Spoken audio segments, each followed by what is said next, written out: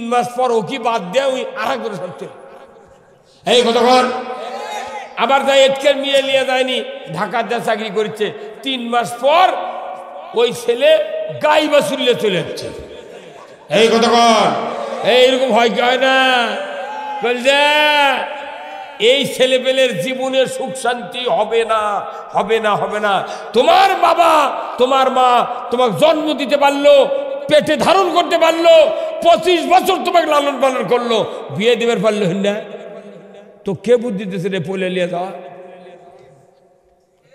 তখন আমার ভাইরা আমার দেশের 18 বছর থেকে 24 বছর 25 বছরের যুবক যদি রসুলের ওই চরিত্র যৌবন বয়সের চরিত্র ধারণ করতাম আল্লাহর ইজ্জতের কসম কোন সন্তান মা বাবার মতের বিরুদ্ধে বিয়ে করতে পারতাম না নবী হয়নি তার কি চরিত্র চাচাক না বললে আমি পারবো এইবার হযরত খাদিজা বললেন মুহাম্মদ তাহলে তোমাকে আমি টাইম দিলাম তোমার চাচাকে বলো তুমি আজকে বিকালবেলা চলে যাবে তুমি বিকালে যাবে তোমাকে পুরো দিনের দাম দেব তোরে কোন সুবহানাল্লাহ মুহাম্মদ সাল্লাল্লাহু আলাইহি সাল্লাম নবী হন নাই চাচার কাছে চলে গেলেন চাচা আমাকে একটা দরখাস্ত দিয়েছে আমার মুনিব খাদিজা ওগো চাচা আপনার কাছে আমি এই কথাটা বলতে চাই চাচার কাছে বলে ফেলে দিলেন মুহাম্মদ সাল্লাল্লাহু আলাইহি সাল্লাম চাচা গো খাদিজা আমাকে বিবাহ করবে মতামত তুমি দাও তোমার মত ছাড়া আমি তাকে কিছু বলতে পারবো না আবু তালেব বলল ভাতিজা অভাবের সময় তুমি তো যে কাজ করতে চাচ্ছ এই কাজে তো আল্লাহর অবশ্যই রহমত দরকার টাকা দরকার পয়সা দরকার বাপ নাই মাও নাই সহায় নাই সম্পদ নাই আমি তোমাকে কতদিন আর রাখবো যদি তোমার পছন্দ হয় তুমি বিবাহ করো আমি আবু তালেব মত দিয়ে দিলাম আসল লোক মত দিয়ে দিল এখন আর কত অসুবিধা আছে 25 বছরের যুবক মত হয়ে গেল বিবাহ হয়ে গেল চাচাকে ডাকলো আত্মীয় স্বজনদের বিবাহ হয়ে গেল আমার ভাইরা 37 বছর বয়স যখন রসুলের খাদিজাকে বললেন ও আমার স্ত্রী খাদিজা আপনি শুনুন কোনোদিন তুমি বলে তুই বলে খাদিজাকে রসুল বলেন নাই রসুল আপনি করে বলেছেন যেহেতু রসুলের সে বয়স তার কি বেশি আর এখনকার স্বামীরা তুই করতে করতে মুখত ফ্যান চাক তুলে ফেলতে এই কথা বল না বইয়ের তো একটা ইজ্জত আছে তুমি করলে তো আনার সাথে এখনকার শিক্ষিত মহিলারা শিক্ষিত স্বামীরা ওই শিক্ষিত মানুষের মধ্যে তখন যায় স্বামী স্ত্রী দুইজন ওই মানুষের মধ্যে বউ কয় নাসিম কই যাও মানে কি মরদ হজুর আবার এখনকার শিক্ষিত মহিলারা ওই মোবাইলের নাম লিখে রাখছে আরিফ নাম আরিফ না লিখে লিখেছে জান কি লিখেছে জান এখন বউ মোবাইল থতে ওটি স্বামীও থতে পাড়া বের করে হাটত বাজারত গেছে স্বামীও স্ত্রীর মোবাইল নিয়ে গেছে আর স্ত্রীর কাছে স্বামীর মোবাইল আছে এখন আসতে দেরি হতে স্বামী তাই ফোন দিয়েছে তোর ওই ফোনত ধরিছে লেখা উঠছে জান নাম্বার স্বামীর কিন্তু লেখা আছে কি ওই স্বামীরা বাড়িতে খেয়ে পেয়েছে কেরে আমার নাম হচ্ছে আরিফ তুই জান লেগুছি গা তোর করছে না জানো আর লিখতে মেলা অক্ষর লেখা লাগে সেদিন জান লেগেছি না কি মরদ এখনকার মেয়ে ভয় আছে 4 লাখ টাকার হুন্ডা দিয়ে তোকে বিয়ে করছি তুই কাক পাচু সিকিউরিটি দিছি তোকে টাল্টি বাল্টি করবে দেবো আর রসুল বলছে কোনো স্বামী যদি স্ত্রীকে নাম ধরে ডাকে সেটা জায়েজ আছে কিন্তু স্ত্রীর স্বামীকে নাম ধরে ডাকা জায়েজ না তুমি নাম ধরে ডাকি আর এটা ভিআইপি ডাক বলে কি ডাক আমার ভাইরা 37 বছর বয়স রসুল বললেন মুহাম্মদ তখনও নবুয়ত পান নাই খাদিজাকে বললেন খাদিজা আমি আর এই জন লোকালয়ে থাকতে পারবো না আমি একটু যাব সেই গারে হীরা জাবালে নূর 2500 ফিট উঁচু পাহাড়, ওই পাহাড়ের গুহায় একটু নিরালা থাকবো, আল্লাহর কাছে একটু রোনাদারি করব। দুনিয়ার মানুষ যেভাবে চলছে এইভাবে চললে মানুষকে জান্নাতে যেতে হবে, অতএব জান্নাতে বানানোর জন্য কি উপদেশ দরকার আল্লাহর কাছ থেকে আমি নিতে চাই। আমি ওই গাড়ে হীরার 2500 ফিট উঁচুতে ধ্যানে থাকবো। আপনি কি আমাকে খুরমা, পানি এবং খাদ্য সরবরাহ করতে পারবেন? এই খাদিজা রাদিয়াল্লাহু তাআলা আনহা তখন 55 বছর বয়স।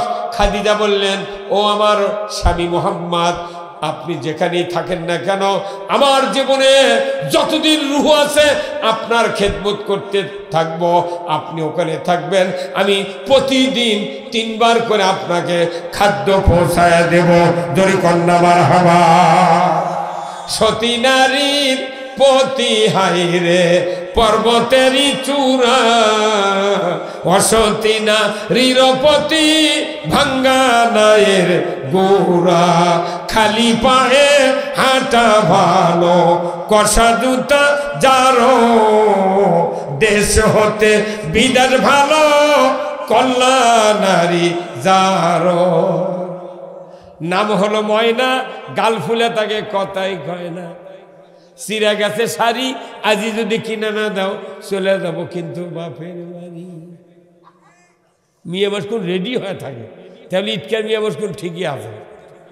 কথা কয় ও ময়না, স্বামীর খেদমত।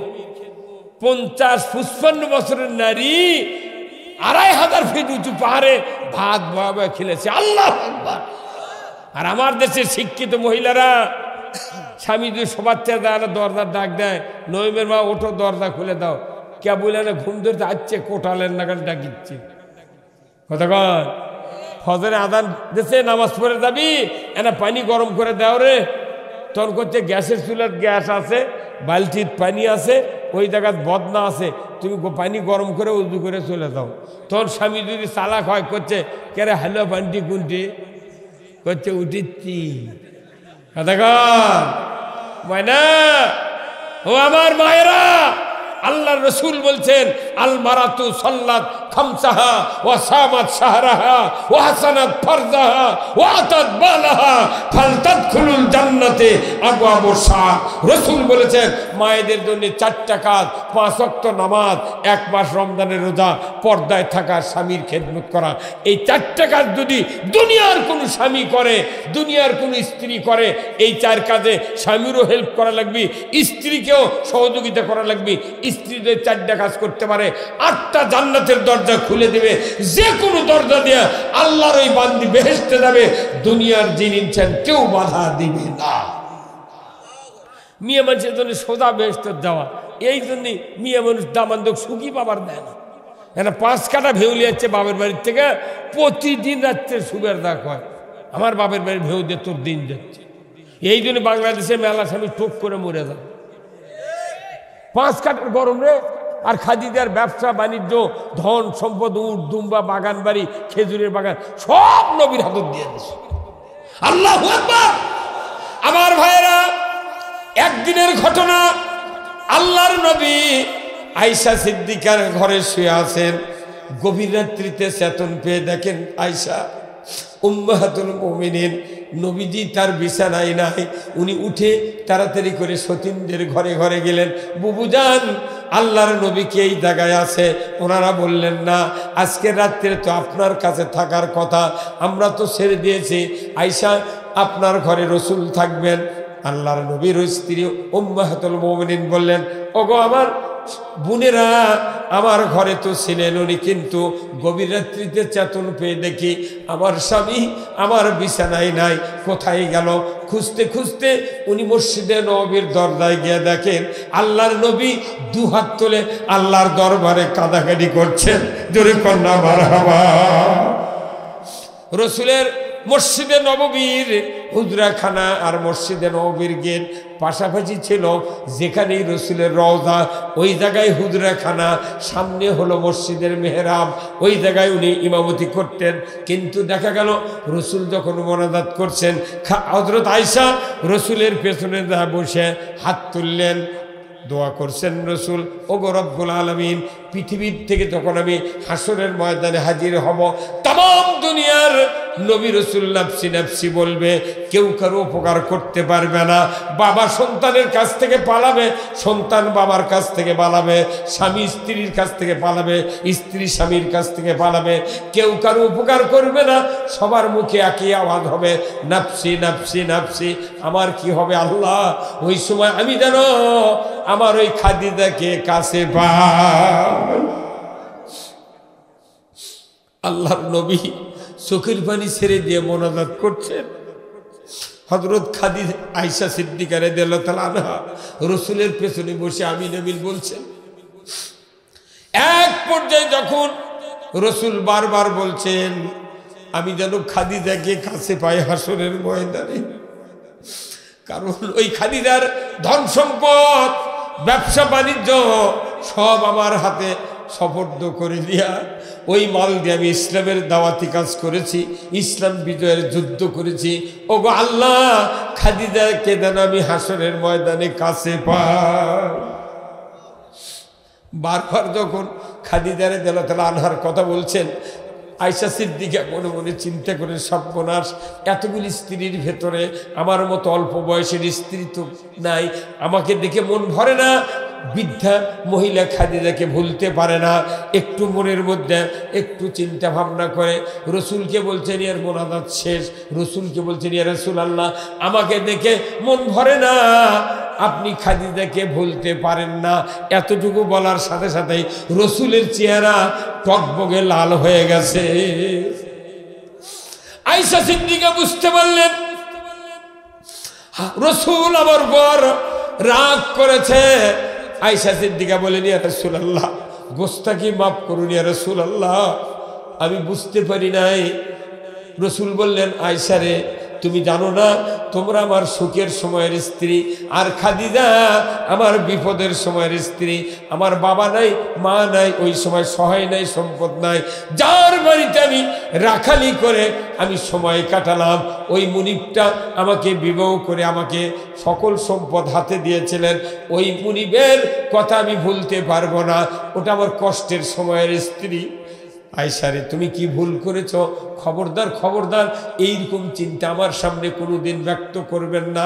আয়েশা সিদ্দিকা বলেন, হুজুর ভুল হয়ে গেছে, আর বলবো না, তবে খাদিজার জীবনের একটা কথা আমাকে জানিয়ে দেন।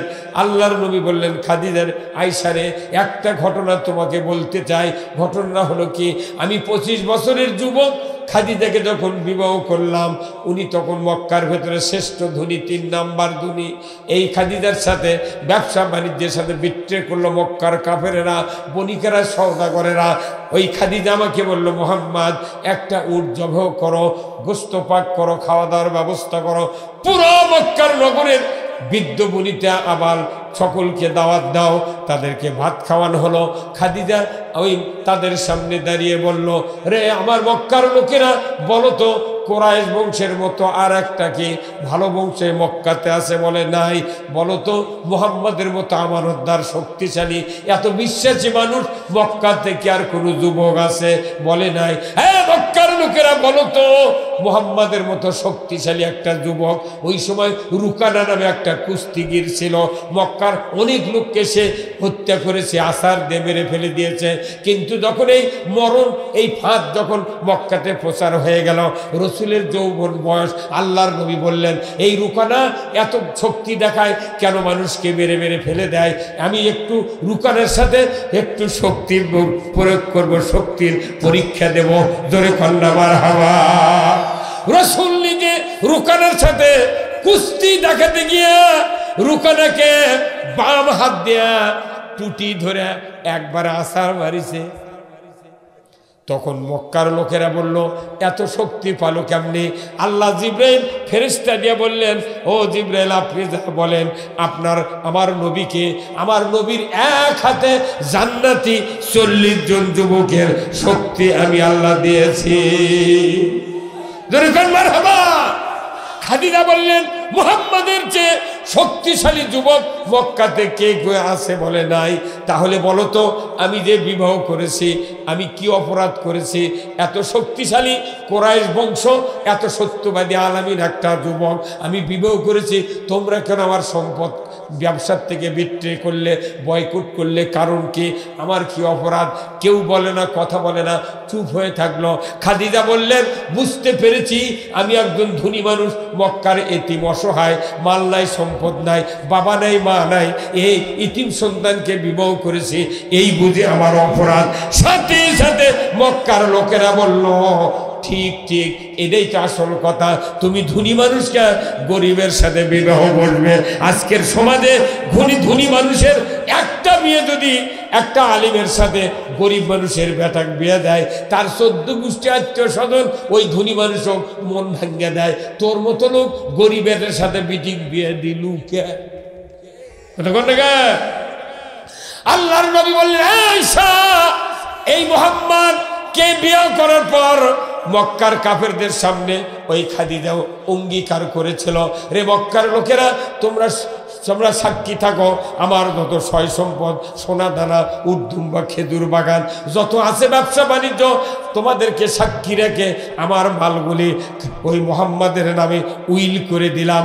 আমি চিরদাসী হয়ে গেলাম, ইচ্ছা করলে আমাকে রাখতেও পারে, না রাখতেও পারে।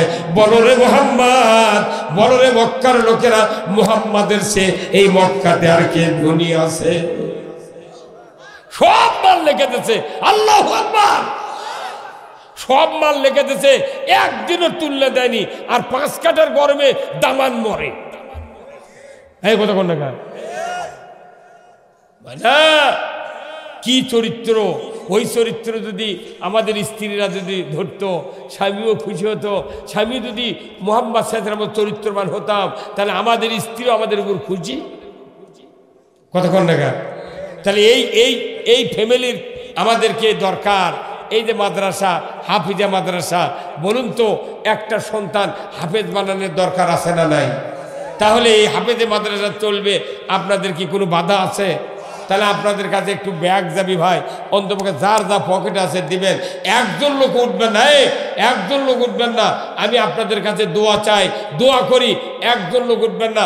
আপনার মাল দিয়া এখানে যদি হাফেজ মাদ্রাসার হাফেজ হয়, আপনিও একদিন ওই হক্কানি হাফেজের সুপারিশ পা কিয়ামতের দিন আল্লাহর জান্নাতে যাবেন। যখন আল্লাহু আকবার, যে জাগিরদার জাগির রাখবে সেও যাবে একদিন, আপনিও যাবেন। টাকা দিলেন, আপনি যাবেন। আপনার ছেলে সন্তান হাফেজ হয়, আল্লাহ রসুল বলছেন 10 জন ব্যক্তিকে সুপারিশ করে আল্লাহর জান্নাতে দেবে। আসুন না, এই হাফেজ সাহেবেরা যারা আছেন, মাথায় একটু রুমাল নিয়ে ব্যাগ লিয়ে ভেতরে ঢোকেন।